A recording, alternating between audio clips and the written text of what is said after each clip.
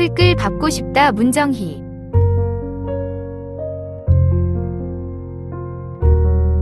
동네 꼬마들이 흙장난을 하고 있다.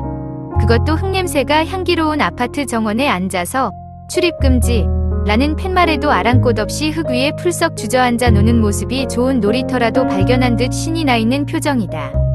화단 내에 들어가지 말 것을 주의를 주어야 함에도 불구하고 나는 동심으로 돌아가 모르는 척 그들 노는 모습을 망연자실 지켜보고 있다.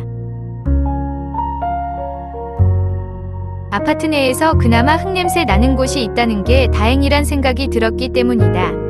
곱슬머리 남자아이가 운동화를 벗더니 신발 가득 흙을 담기 시작했다.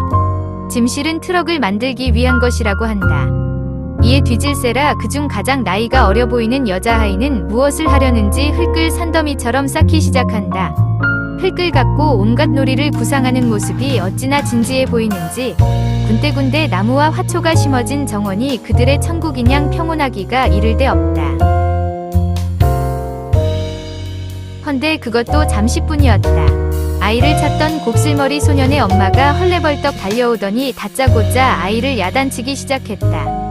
발그스레 홍조 띈 아이의 뺨까지 때리며 화를 내는 게 정말 저 아이를 낳은 친엄마일까 의심할 정도였다. 놀이터를 놔두고 왜 하필 더러운 흙을 만지며 노느냐는 것이다. 트럭을 만들려고 흙을 담아놓은 운동화를 보자 아이 엄마의 얼굴은 더 일그러졌다. 새 신발에 흙을 묻혀 놓아 짜증스럽다는 표정이다. 내버려 두세요. 흙놀이도 자연을 알게 하는 산 공부인데 라는 말이 목구멍까지 올라왔지만 차마 입이 떨어지질 않았다. 아이의 옷에 흙 묻히는 걸 싫어하는데 불난집에 부채질하는 격이 될 것 같아서였다. 흙을 가득 실은 운동화 트럭을 운전해보지도 못한 채 엄마 손에 이끌려가는 아이의 모습이 안타까웠다. 흙내음을 맡으며 모처럼 도시의 딱딱함으로부터 해방된 것 같은 기분을 그 아이들은 느꼈을 터였다. 기성세대의 고집이 아이들의 감성을 짓누른다 생각하니 왠지 씁쓸한 생각이 들었다. 물론 아파트에 놀이터가 한두 군데 있기는 하지만 모두 모래여서 부드럽고 촉촉한 흙의 감촉에는 비할 바가 못된다. 온통 시멘트 바닥에다 빼곡빼곡 붙어있는 빌딩 숲에서 어찌 생명의 경이로움을 가슴으로 느낄 수 있으랴. 신기한 장난감도 오래 가지고 놀면 흥미를 잃기 마련인데 온갖 놀이기구가 풍성해도 풀 한 폭이 자라지 않은 아파트 놀이터에 실증을 느꼈는지도 모른다. 나도 어렸을 적 흙놀이를 즐겼었다.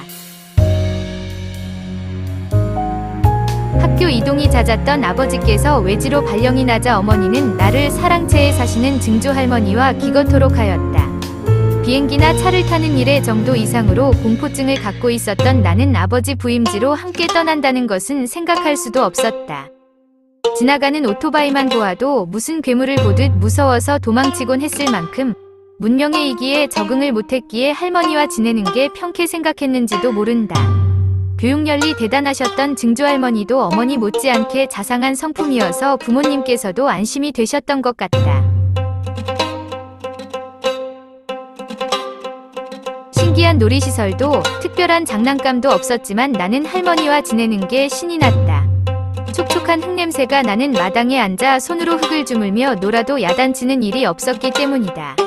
그래서 흙이 질펀한 마당은 언제나 내 놀이터였다. 길에서 민들레를 뽑아다 흙을 일구어 심기도 하고 신발에 흙을 담아 할머니 채마박 고랑에 뿌리기도 하였다. 주위가 어둑해질 때까지 흙장난에 지칠 줄 모르는 나를 보고도 증조할머니는 웬일인지 화를 내지 않으셨다. 흙강아지가 되도록 실컷 놀라고 하실 뿐이었다. 생명을 키워내는 흙의 신비로움과 풍요를 온몸으로 느끼게 해주고 싶어서일까. 흙을 만지다 나뭇가지에 찔려 피가 흘러도 할머니는 그다지 놀라지 않으셨다. 할머니 손은 약손이라며 흙 한 줌 손으로 집어 상처난 부위에 훌훌 뿌리는 것으로 치료를 대신하곤 했다. 사람은 흙으로 빚어졌으니 상처도 흙을 바르면 낫는다는 것이었다. 할머니의 흙 치료가 비위생적으로 보여 앙탈을 부리곤 했지만 할머니의 행동이 흙의 영험을 확신하고 계시는 것 같아 거부할 수도 없었다. 집안의 평안을 기원하는 제의 일종인 토신제를 지낼 때도 할머니는 흙 한 줌을 그릇에 담아 뒤뜰에 뿌리곤 했었다. 아무런 조건도 없이 오랜 세월을 베풀어주기만 한 땅. 조상이 물려준 토지에 집을 짓고 편안히 사는 게 모두 땅의 은덕이라 생각하신 듯 싶었다. 발을 딛고 다니는 땅이야말로 살 속에 깃든 영혼이고 모든 생명의 고향이라 생각한 것이다. 하지만 요즘 땅을 밟고 산다는 게 하나의 사치처럼 되어가는 느낌이다.